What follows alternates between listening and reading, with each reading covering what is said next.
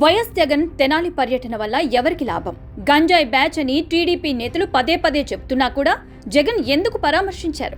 ఇలాంటి రౌడీ షీటర్లను జగన్ ఎందుకు చేరదీస్తున్నారు? దీనివల్ల వైసీపీకి లాభమా నష్టమా?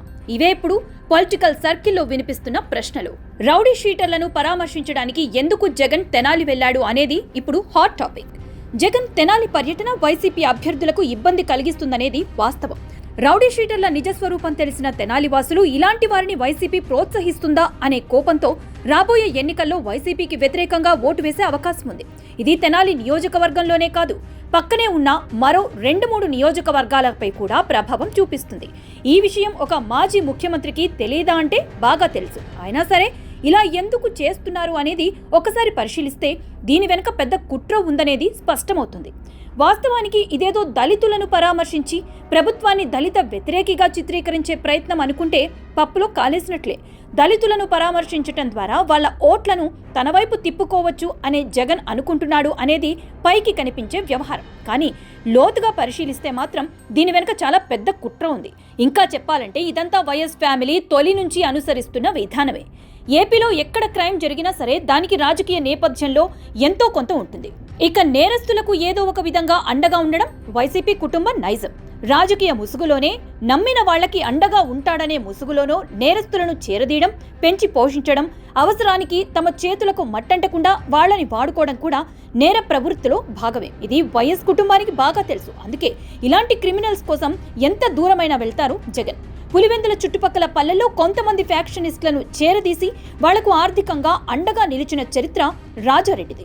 ఫ్యాక్షనిస్టులను తన మనుషులుగా చేసుకుని ముఠా నాయకుడిగా ఎదిగి కమలాపురం, జమ్మలమడుగు, పొద్దుటూరు, తాడిపత్రి వంటి చుట్టుపక్కల ప్రాంతాల్లో కూడా దానిని విస్తరించారనేది ఆ ప్రాంతాల్లో ఇప్పటికీ వినిపించే మాట. వైఎస్ ఫ్యామిలీ ప్రతి గ్రామంలో 2 ఫ్యాక్షన్ వర్గాలను బ్యాంకింగ్ చేసి ఎలక్షన్ టైంలో 2 గ్రూప్స్ వైసీపీ ఫ్యామిలీకే ఓటింగ్, రిగ్గింగ్ చేసేటట్లు ఒప్పందాలు చేసుకునే వాళ్ళని, అందుకే కడపలో వైఎస్ ఫ్యామిలీ ఓటమి లేకుండా గెలుస్తోందని పౌర హక్కుల సంఘం ప్రచురించిన కడప పాలెగాళ్లు పుస్తకంలో స్పష్టంగా ఉంది. 1983 ఎలక్షన్లో ఎన్టీఆర్ ప్రభంజనంలో కూడా వైఎస్ గెలిచింది ఇలాగే అనేది పౌర హక్కుల సంఘం మాట. జనాన్ని అసలు ఓటు వేయిస్తే కదా వేరే వాళ్లు గెలవడానికి అనేది ప్రధాన ఆరోపణ.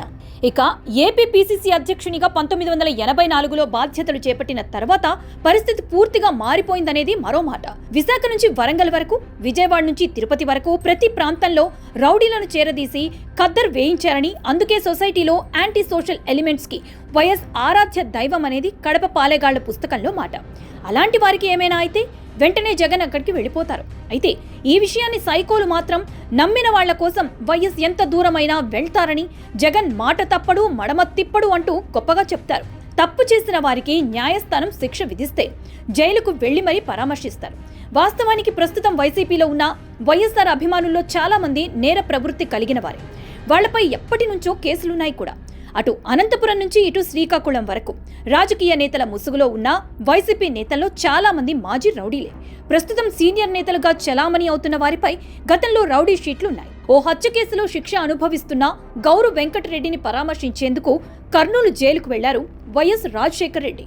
అధికారంలోకి వచ్చిన తర్వాత శిక్ష తగ్గిస్తూ ప్రత్యేక జీవో జారీ చేసి జైలు నుంచి గౌరు వెంకటరెడ్డిని వైఎస్ఆర్ బయటకు తీసుకొచ్చారు.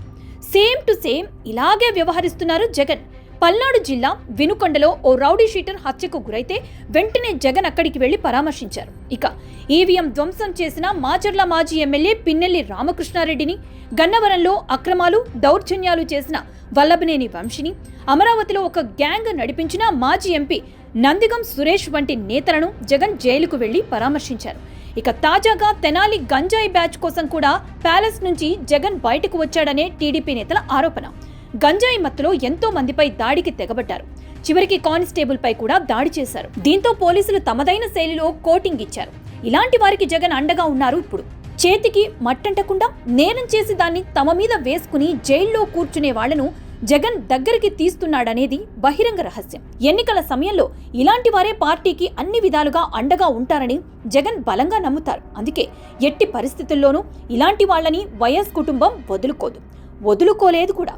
ఇక తాజాగా తెనాలి పర్యటన వెనుక భారీ కుట్ర ఉందనేది రాజకీయ వర్గాల్లో వినిపిస్తున్న మాట. రాజధాని సమీపంలో అసాంఘిక శక్తులను చేరదీసి శాంతి భద్రతల సమస్యలు సృష్టిస్తే చాలు, దీనివల్ల అక్కడ లా అండ్ ఆర్డర్ సమస్య వస్తుందని, పారిశ్రామికవేత్తలను రాకుండా చేసే కుట్ర ఉందని కూడా అంటున్నారు. ఇక అధికారం కోసం 91లో హైదరాబాద్లో జరిగిన మారణ హోమం వెనుక వైఎస్ హస్తం ఉందనేది ఇప్పటికే పీసీసీ నేతలు చెప్తున్న ఆరోపణ. ఇలాంటి కుట్రలు కుతంత్రాలు చేయటం వైఎస్ ఫ్యామిలీకి వెన్నెతో పెట్టిన విద్య అని కొందరు రాజకీయ నేతలు విమర్శలు చేస్తున్నారు కూడా.